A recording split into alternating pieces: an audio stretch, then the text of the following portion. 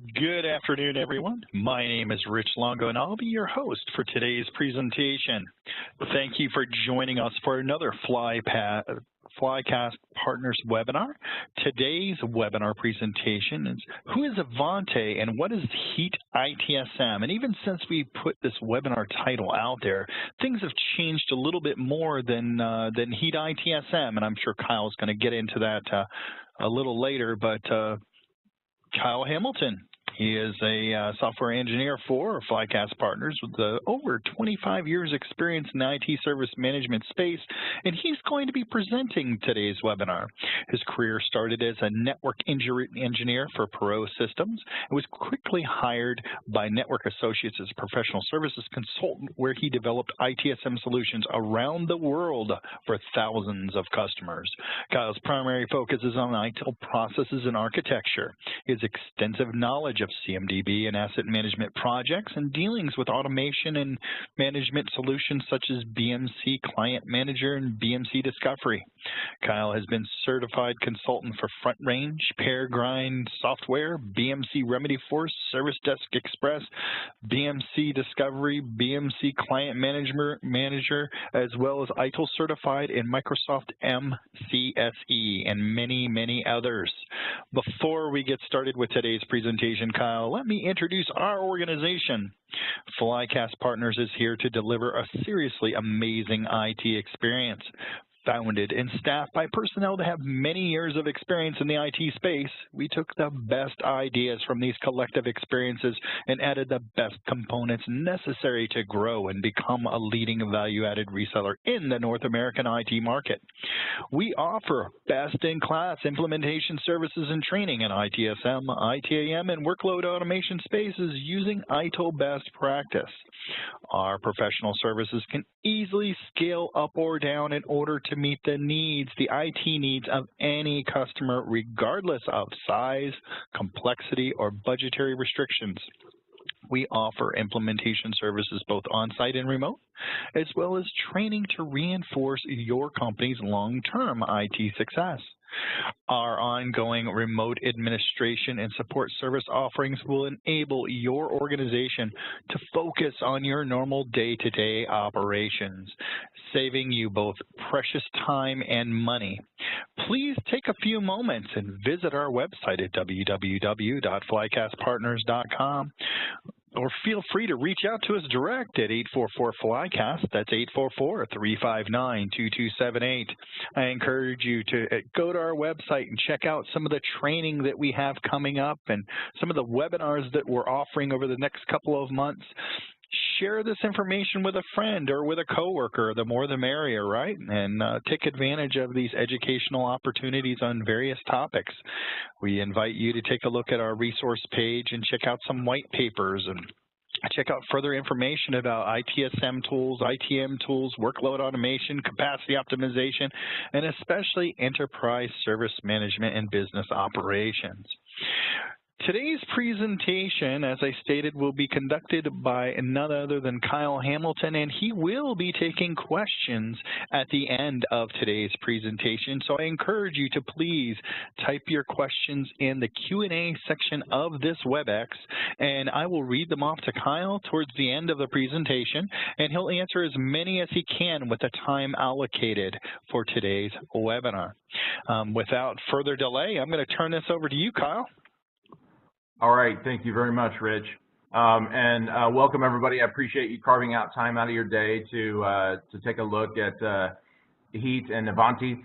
To that point, before I get started, let me just mention that for those of you that may be wondering the difference between Heat and Avanti, back around the first of the year, I think it was January 3rd, Heat Software and Landesk merged to create Avanti as a company. So you're going to see, throughout this interface and throughout the demonstration, you're going to see Heat mentioned.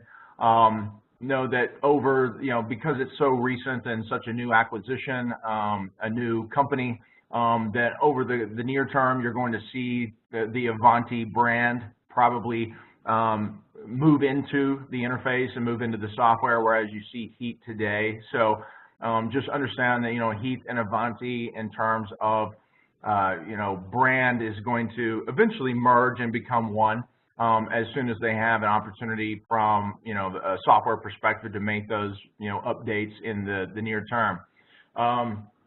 In terms one thing I want to add is, one thing I wanted to add to that is it's through some interaction we had this week, we learned that now the Heat ITSM software is now what they're referring to as Avanti ITSM software. That is something that that's a recent change. That's correct. So, you'll see in the, as Avanti, merges their brand into the application, you're going to see that take place, in the interface. And where we see Heat today, you will eventually, more than likely, see Avanti. I don't know how widespread that's going to be or where exactly you'll see that, but just know that, Heat and Avanti are one and the same at this point if you hear those terms used interchangeably. So with that, we're going to take a look at the application and talk a little bit about functionality. I'm going to talk, walk you through some of the interfaces that are available within the Heat or Avanti service management tool. And we're going to then discuss a little bit about some of the differentiators between, Avanti, Heat. Again, you're going to kind of hear me say both, from the competition, from the rest of the marketplace, so that you get a good understanding of not only the basic capabilities, but what differentiates it from everything else you might be evaluating or looking at. So we're going to do that from the perspective of 3 different users. First one we're going to look at is we're going to be dealing with Angela, we're going to be dealing with Alan, and we're going to be dealing with the admin. So we're going to take a look first at Angela, who is a self-service user.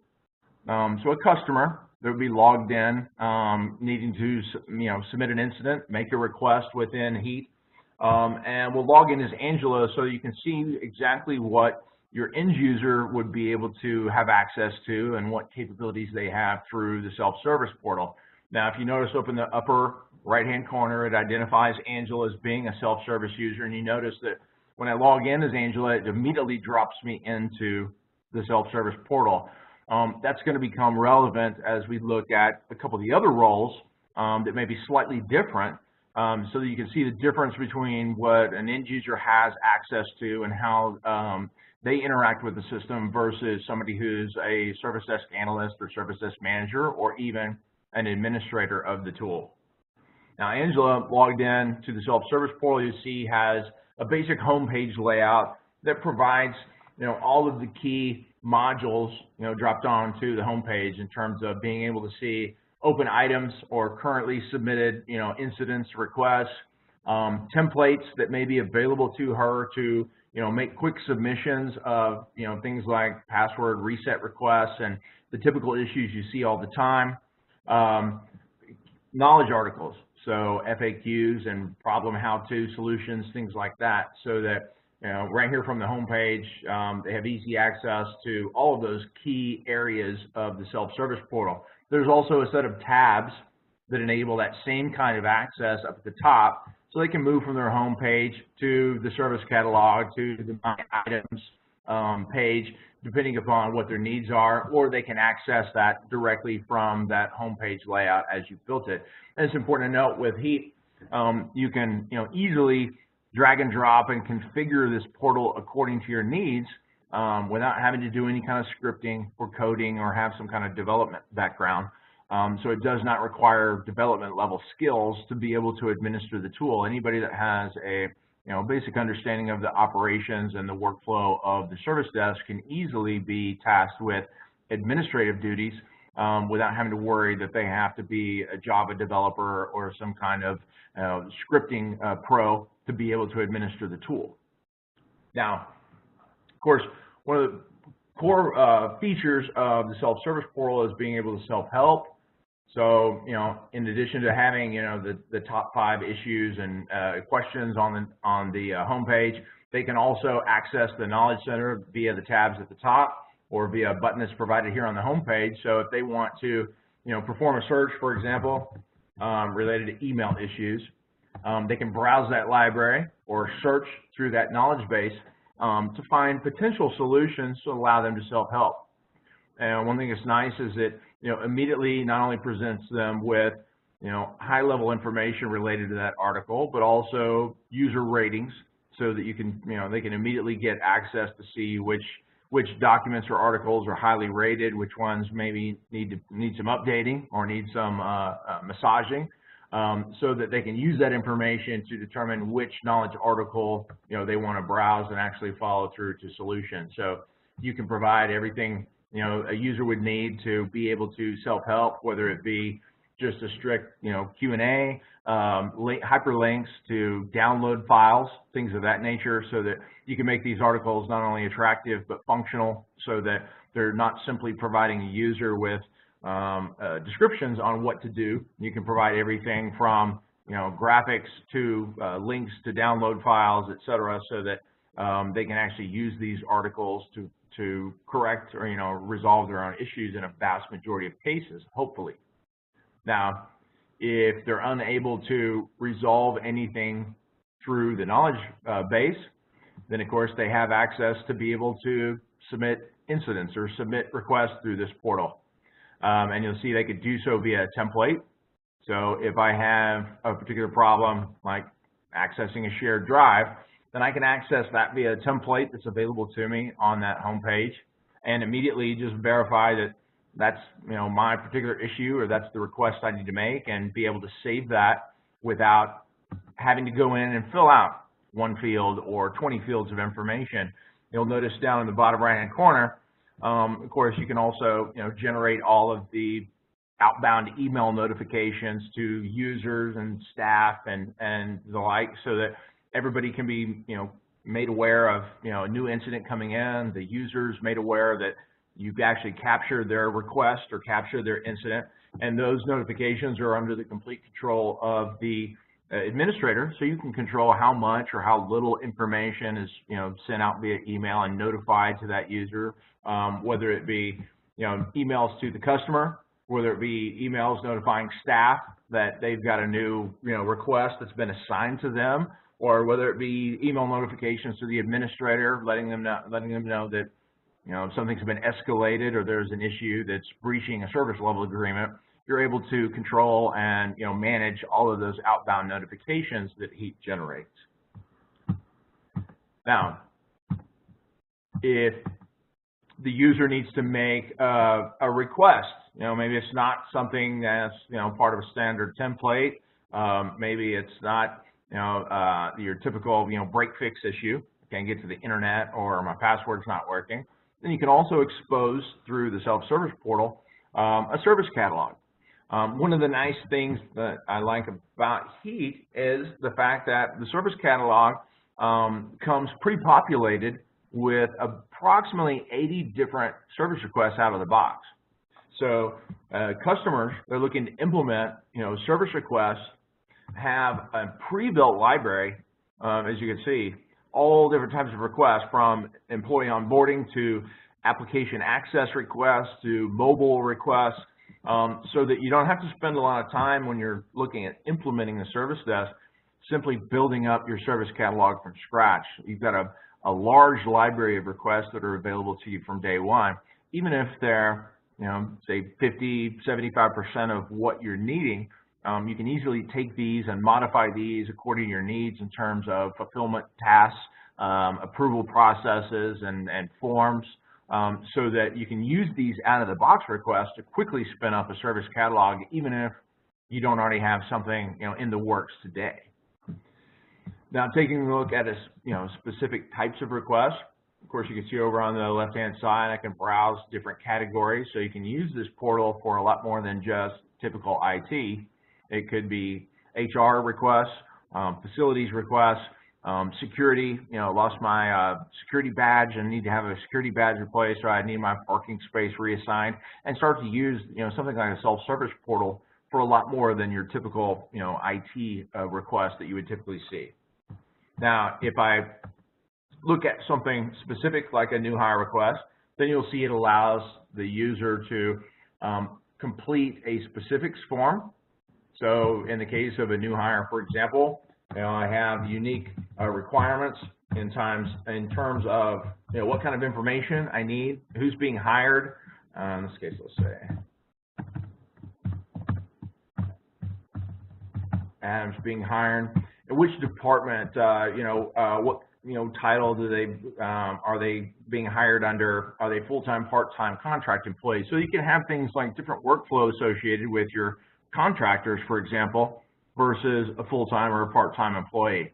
So all of the prompts and the fields that these users are completing as they go through this form could then dictate exactly what's going to be required in terms of fulfillment steps.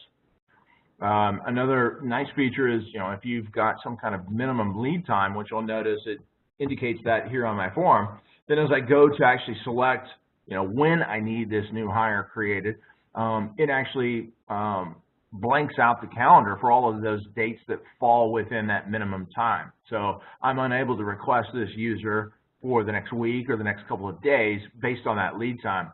Now, you can certainly even make things a little more complex where if they needed somebody set up within that 2-week time frame, then you could have an additional field that they could, or checkbox that they could select, say, emergency hire or override, new hire process, and then maybe, prompt them for some business justification to say why do they need this done in such a quick fashion, so that you could potentially have users that could, override that process, but by default, you're able to kind of define those time frames that it's going to take you to onboard somebody or terminate somebody or provide some access, so that it restricts them from being able to select anything inside of that time frame, so that and the user knows when they make the request that the time frame that's going to be required in order to set up that user.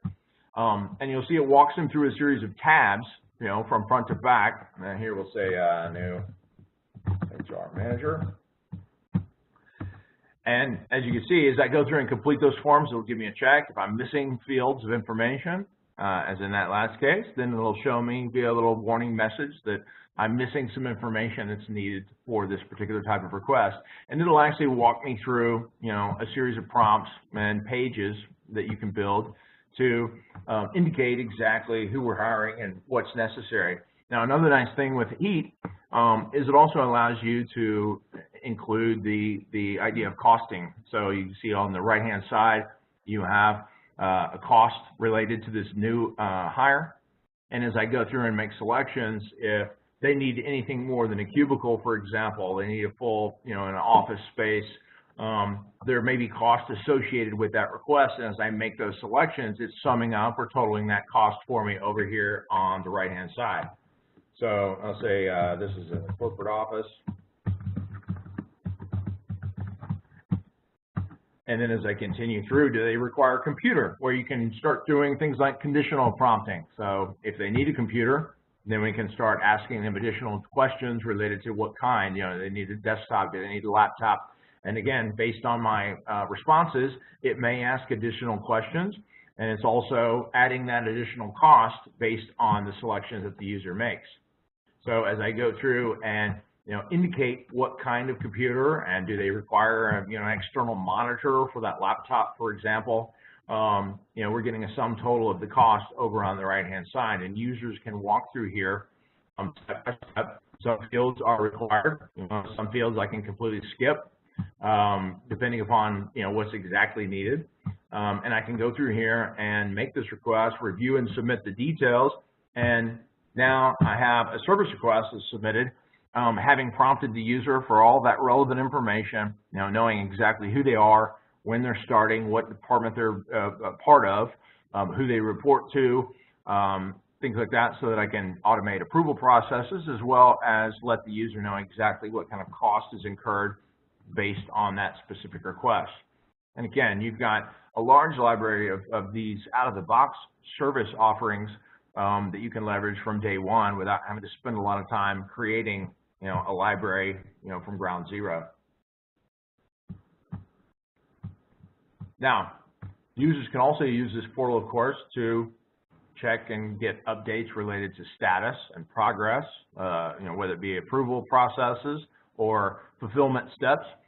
They can use this to easily get their own information and updates related to issues they've submitted. So you'll notice in the My Open Items section, users can see all of those requests they've submitted. There's a nice graphical indicator that indicates the progress of any particular request, so they can see, where it is within the process. And if they want to pull up details, of course, they can, select that open item and look at information related to the submission, related to the cost, related to notes and information. So if they need to add, additional detail,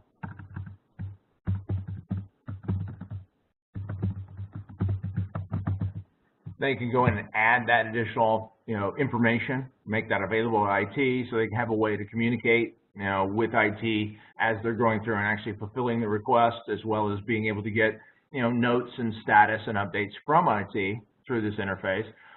So it allows them to actively communicate and on an ongoing basis through that item right there from the self-service portal. Now, there's also the idea of a social collaboration aspect to self-service. So you see the chat window over on the right-hand side. There's also a social board up at the top. So if users simply want to, log into self-service and want to ask a question, is anybody else having this issue? Is there any documentation about this particular problem?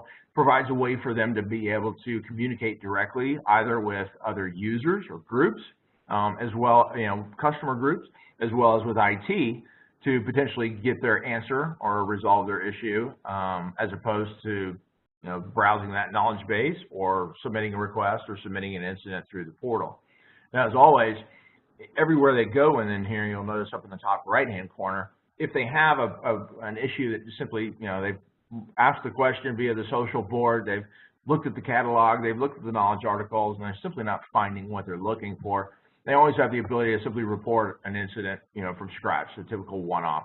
One nice thing I like is, as they go through and they complete this form, for example, you'll notice as they select a template or they provide a summary or description of the issue, Heat will automatically go through and perform a search for that user. So if there are related articles, FAQs, how-to solutions that pertain to that particular topic or pertain to that question or description that they've entered, then it'll automatically search them in the hopes that it can help divert this ticket and allow the user to, browse or find one of those articles that will allow them to resolve their own issue rather than having to, move forward and submit that ticket without requiring the user to manually perform that search. Now, this is all from the perspective of Angela as a self-service user. Now, of course, you have different users logging into Heat under different capacities, different roles. And so Heat supports the idea or concept of, role-based access. So if I were to, say, log out as Angela, for example, and I want to log back into Heat as a different user, in this case, Alan. Now, Alan has additional roles assigned to him. So as Alan logs in, he's actually presented with a drop-down list or a selection list to say, you've got multiple roles assigned to you. Which role would you like to log in under?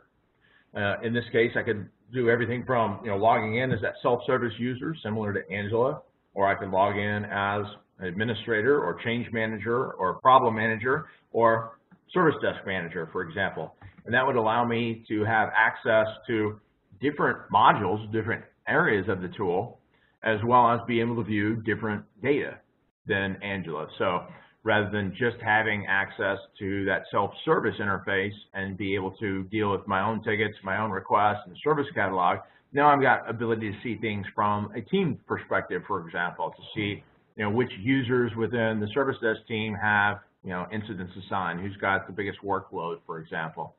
And so I've got a different dashboard that's laid out for me here that will enable me to see all of that data from a manager perspective.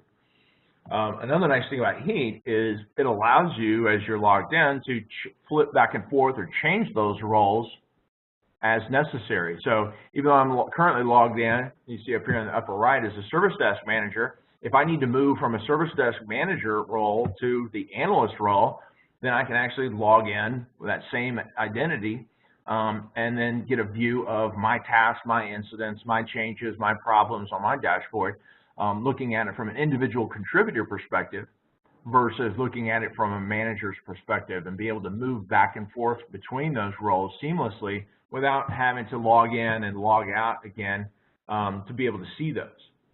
So every role that this user is assigned to, they have the ability to then access that interface and access that UI for that role specifically. You'll also see up at the top that based on my role, it also presents me with different dashboards that I can access. So I start off with my standard home page that's assigned to me, but if I need to see other information, other details that I have access to, whether it be service request information, or I want to look at survey information related to incidents, or I want to look at survey information related to service requests, then I can access that information easily through different dashboards that are available to me as a part of that service desk manager role. So as users log into the tool, depending upon who they are and what roles they have access to, you can have a defined or dedicated user interface for that user that presents to them either their incidents and requests and changes that are assigned to them, or that managerial or executive type view that kind of summarizes that data accordingly based on exactly who they are and what role they're logged in under. Now let's say that I'm logging in as an individual contributor, for example, as an analyst, and I want to be able to see my incidents and my tasks, for example. You can see I can have those windows built for me here on my home page. I also have the ability to look at different queries that I have created or different dashboards through the drop-down box. And if I want to actually drill down into any specific issue, and I can open up any issue here in a dedicated form and review the details of, Angela submitted a problem. I can look at the journal entries so I can see those notes the users created, or in this case, outbound notifications related to the resolution and the response targets that you'll see graphically indicated at the top. So there's a nice way for users to be able to look at the detailed information for those incidents and requests, as well as track the progress and status of those requests. Now, all the modules within Heat are all related. So in terms of being able to relate incidents to problems to changes, that can be done. In terms of relating assets out of the CMDB to incidents, that's also possible. So you can actually browse and select a computer system that Angela is having the problem with that will allow me to link that asset directly to the incident. In that case, if I want to browse or view additional details related to that asset, then I can pull those up as well so that I can look at detailed information for her device in terms of what kind of operating system is it running, what kind of memory configuration, et cetera, does it have. So I can use this information to provide better support, better troubleshooting with the user. Now it also allows you to browse additional detail if I want to look at related information for that computer, for example. I can pull up details from the configuration database related to where is that user service coming from? Is there an impact or some kind of an incident or change already open for that asset? So I can see if there's already impacting events that may be causing this problem or affecting this issue. You can also do that from a CMDB perspective. So if you're one of those users, in this case as an analyst, I don't necessarily have the CMDB view, but if I'm that asset manager or I'm that CMDB administrator, then that may be another option that I have available to me. So if I want to see that configuration item information, then again I can flip my role and immediately have access to look at additional detail that may not be accessible to the analyst, but as an asset administrator or somebody that manages the CMDB, I have a lot more access to be able to dig into that information.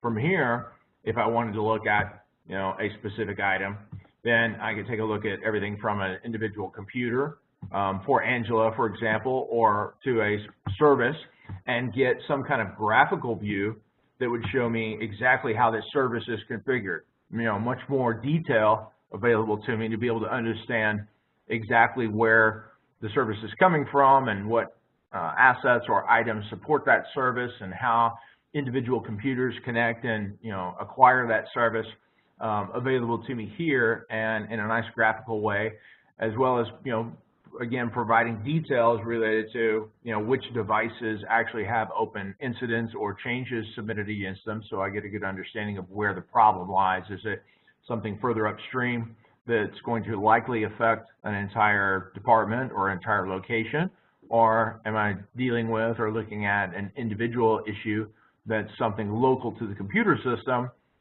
versus something related to the service or the database server or the application server that's likely to affect other users? So you have a detailed CMDB that can not only be managed and browsed from an asset perspective, but then also linked directly to those incidents and to those requests that those users have.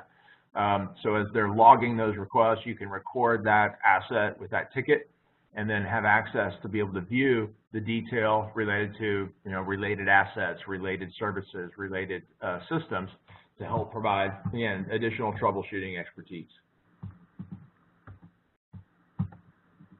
Now, if we go back to this analyst role, now again, you'll see within this console, you have access to be able to see, my issues, my incidents, as well as those things that may be completely, unassigned. So if I want to log in, I browse those issues that are unassigned. I can either, simple toolbar buttons you can create at the top of your form. Simply say, assign this to me, and it'll immediately fill my name in so that now I own this request. If I want to fill in information related to somebody else's group, somebody else's team, reassign it. Then of course I've got drop downs here to be able to assign it to the network support group or IT or application development. And be able to reassign that ticket if I don't want to take it on my own. There's also the potential to integrate this with desktop management, desktop automation, so that as you're responding to a user request, as in this case, if you want to take remote control, if you need to deploy software, if you need to make some kind of corrective, fix or deploy a patch to that device, then you have access to be able to do that right here from the Heat Service Desk screen, rather than having to worry about logging into some other application and then deploying that application or deploying that patch from there. You have a nice integration so that a large majority of those corrective fixes can be made either through remote control or some kind of scripted action, so that users at the frontline service desk, as analysts in this case, can actually deploy that software or take remote control of that user's device and make that fix without having to escalate or forward a ticket onto someone else. Now, this is from, we kind of talked a little bit about, the end user and service, the self-service portal. Alan's, of course, multiple roles we've looked at, depending upon, analyst, manager, configuration manager. Now, there's also that additional level of being able to log in as an administrator of the tool. Now, your administrator, or in this case, my Heat administrator, when they log in, they're also going to have, a defined home page, a home environment. They see information that's relevant from an administrator perspective. The big difference being is when I look up here in the top right, I also have the ability to configure this application. So logged as an administrator, not only can I go in and create incidents or requests or problems or whatever the case may be, like an analyst or a manager, but I have this additional option to be able to go in and configure the application according to needs. So this is where, logged in as an admin, I have the ability to affect changes to those actual user roles that we've talked about, whether it be the knowledge manager, the service desk manager, the change manager, be able to create those roles and define those roles and permissions within the system so that everybody logging in has the appropriate access. Now, this administrator can also do things regarding making changes or affecting changes to workflow. So, for example, when I have a new hire request, or I have one of those access requests to a new application, this is where I can actually go in and graphically build out the workflow, the steps, the fulfillment, tasks and steps that are required to actually onboard that employee or terminate that employee or whatever the case may be. So as I go in and look at that new employee setup, this provides me with the ability to define, exactly what information is necessary, what is the form going to look like. So you'll see here I can go through and actively, build those questions and lay those questions out so I can see exactly what the user is going to have to go through and fill out, like we saw before when they go through and make that new hire request. And it provides a nice, preview function, so you can actually see right here as you're building it exactly what that end user is going to see as they go through and create that request, rather than having to, back in and out or log in as a different profile in order to see that. I can do that as I build it. You can even use this little icon here to localize this data.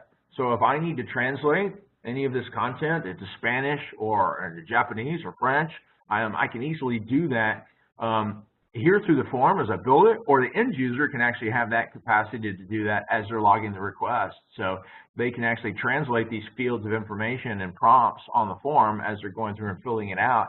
So if they are accessing this and they need the Spanish version or the French version, they can easily get that right there from the interface. This fulfillment stuff, the fulfillment page, is what I really wanted to show, and this is the nice graphical workflow builder that a lot of customers are looking for, so that you have a nice easy way and kind of a visual, Visio style format to lay out the fulfillment process. What are the steps that are involved when somebody creates a new employee? We've defined the new employee form and asked all the relevant questions. Now, taking that data, what do we need to do with it? Do we need to create tasks? Do we need to generate changes within the environment? What needs to happen? And you have a nice graphical workflow builder here and a library over on the left-hand side to allow you to define that process all the way from creating records to if I need to get approvals for this process and I need that approval process to fall into this at some point, then I can come in and create those new approvals, drop those in here and define all the details in terms of what constitutes approval. Who needs to approve? Does it require just first person to approve? Does it require majority vote, percentage, things like that? So you can define, what constitutes approval, what constitutes rejection, and be able to lay out a process for a new hire or termination, things like that, very simply using a graphical drag and drop layout, so that you can define very easily what your new hire process looks like or what your user access process needs to be. And then, of course, being able to publish it. Who has access to it? Is it currently being worked on? Is it published and ready to go? If I need to add additional access, who else has access to it? And what level of access do they have? So that as we talk about, things like the self-service portal, for example, not everybody logging into the self-service portal is going to see that same service catalog. They're not going to see the same list of knowledge articles. Depending upon who they are and what role they're a part of, they may have access. If they're a part of the HR staff role, then they may have access to the new hire request. If they're a part of some other role within the environment, maybe they have a completely different set of requests, completely different set of access to knowledge articles. That's something that can all be easily defined by the administrator by walking through, this series of, tabs from front to end to define exactly what kind of, request is being created, what kind of questions need to be asked, how is it going to be fulfilled, who has access to it, and then being able to, save or, make that, publish that request to make it available to those users so that as they log into that self-service portal, they have access to everything they need, but no undue access to requests or options that they shouldn't have. Now, the last key piece, and one of the big things with Heat that I really, really like, is the fact that out of the box, from a reporting standpoint, you've got some very, very valuable dashboards and reports that are accessible out of the box without having to spend a lot of time creating them. or creating the calculations around them more to the point, to allow you to get very valuable information out of the service desk, not just how many tickets are open and who they're assigned to, but trending analysis, so you can see how you're trending up and down from month to month, from week to week, which is sometimes very time consuming in terms of getting to that information, but also being able to look at things like cost, being able to look at which services are driving the most cost in the environment, which ones are requiring the most time, for example. And then even back here on my home page as an admin, I can look at, for example, let's look at this executive scorecard.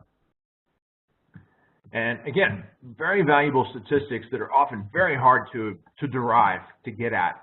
Things like, cost per incident. What's my average cost for every incident we deal with? What's my average cost per request? How much time are we spending? These metrics that you see here on the scorecard, they look very simple coming from Heat here, and then it's an out-of-the-box report that's on the dashboard. But for many, many products, deriving that cost and deriving, mean time to repair and mean time to fix and getting trend analysis and things like that is very, very difficult. Even though it may be possible, it requires some effort in terms of consulting and implementation to be able to get to this kind of information, whereas you have that right out of the box for an administrator to be able to dig into incidents and service requests and service level management, and be able to get valuable information in terms of not only what the actual stats are, but then being able to compare those against targets that you've defined, so that you can see, are we meeting the targets in terms of service level performance, for example. So very very, very good metrics that are available right out of the box, that don't require you as a customer to have to sit down and create lots of calculated fields, lots of detailed reports, and be able to get at good quality analytics and metrics around service performance and service fulfillment, without having to spend a lot of time building those from the ground up. Now, I know it looks like we've got close to about 3 minutes left. I wanted to have a few minutes for any questions that may have been asked via the chat window, or any questions that users on the phone have. So please feel free, if you have any of those questions, please speak up, type it in the chat window, and we'll try and address those as they come out. And we do have questions. First one, Kyle, actually we have two from JJ. First question from JJ is, from the items needed, example computer, can that pull from a web-based procurement system? Yeah, absolutely. So you can take Heat, and by the way, I don't know that I mentioned it, this software is available, it's all web-based. However, it can be deployed on premises. It can be deployed as a cloud offering. So depending upon whether you want to manage the infrastructure or have it running in the cloud, you can do either way. And in either format, you of course have integration options to be able to integrate and pull data from external tools, whether it be an asset management database or spreadsheet that you have already existing, or financials from Oracle, from PO and invoice information. The information can be pulled into Heat from any number of external locations. It's a matter of defining that interface or integration to allow you to access that information and pull it into a table or object within Heat, so you have access to it through the UI. And another question from JJ, and you may or may not have the answer to this because I think it addresses the future of this product, but when it comes to the journal entries, will there ever be the ability to format the text, example, bold, italics, underlined, etc.? In the journal, again, yeah, you're probably right about that. I don't know about their intent for that.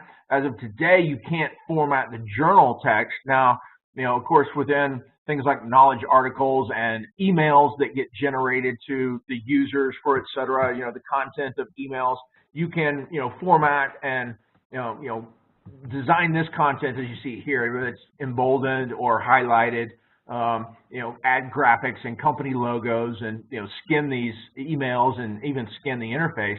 I can't speak specifically to the journal entries, But that's a nice suggestion. We'll have to look at that to see what's on target. It's not there today, but that's certainly something that could be easily done.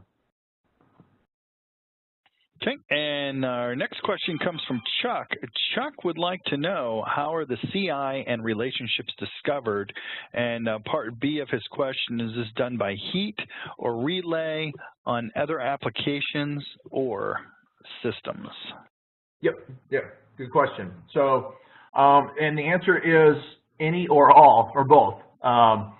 Heat does have a discovery component to it.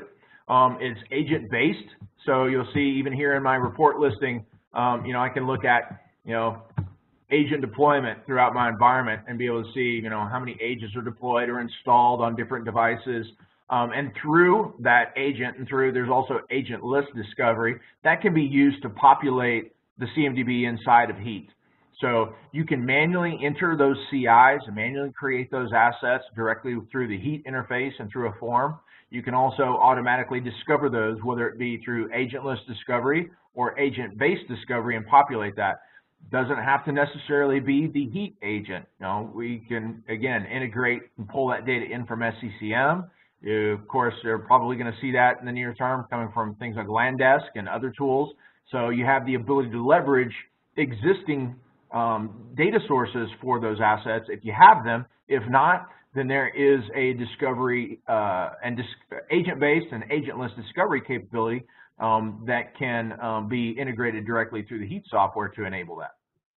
And I just wanted to reiterate that the actual official title of this product right now is Avanti Service Manager. I just want to make sure that that's understood. That's what this product's referred to.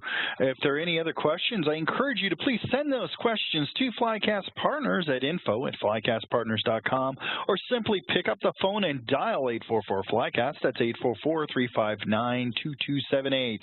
I want to thank Kyle for taking time out of his busy day to present for us today, and thank each and every one of you for attending another Flycast Partners webinar. I know that everybody leads busy lives, and request that you go ahead and check out some of our future webinars. Sign up for those you're interested in.